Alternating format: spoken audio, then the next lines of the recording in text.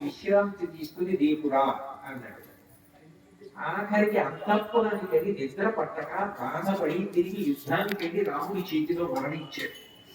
రావణాసురుడు మరణిస్తే చాలని చూడడానికి దేవతలు ఋషులు అందరూ వచ్చి ఆకాశ మార్గంలో నిలబడ్డారు.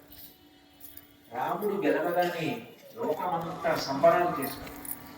రావణాసురుడు మరణిస్తే అయ్యో అన్నవాడు లేడు. అంత గొప్ప సంగీత విద్వాంసుడు, అంత కీర్తి సంపాదించాడు, అంత శివపూజ చేశాడు, అంత కాంచనలంకని అనుభవించాడు, అంత బలగాన్ని పెంచుకున్నాడు. ఎవరు పెట్టుకున్నారు రావణాసురుడి పేరు? ఎవరైనా పిల్లలకి రావణాసురుడి పేరు పెట్టుకున్నారా? ఇన్ని కష్టాలు పడ్డాడని రాముడి పేరు పెట్టుకోవడం మానేసిన వాళ్ళు ఉన్నారా?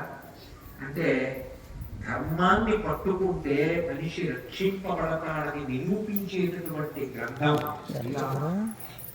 అందుకే రామ అన్న నామం అంత గొప్పది. రా అంటే అగ్ని, మా అంటే అమృతం. రా అనగానే పాపరాశి కాలిపోతుంది.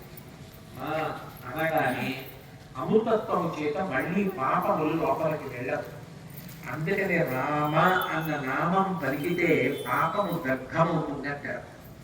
మనకి సమయం సరిపోలేదనుకోండి, రామ రామ రామ అని 3 మాటలు అన్నారు అనుకోండి, ఏదో చాలా ముఖ్యమైన పని మీద వెళ్ళవలసి వచ్చింది అనుకోకుండా, ఏదో నిద్ర లేచాడు, ఇవాళ పూజ చేసుకుందాం అనుకున్నాడు, కానీ ఎవరో చాలా దగ్గర వారికి ఏదో ఇబ్బంది వచ్చింది, అకస్మాత్తుగా తాను వెళ్ళవలసి వచ్చింది.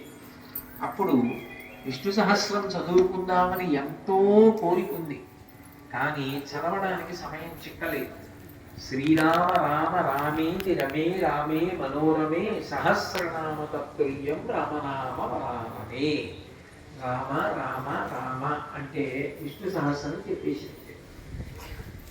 ఎందుకంటే సంస్కృత భాషకి ఒక గౌరవం. సంస్కృతంలో అక్షరాన్ని అంకెల్లోకి మారుస్తారు.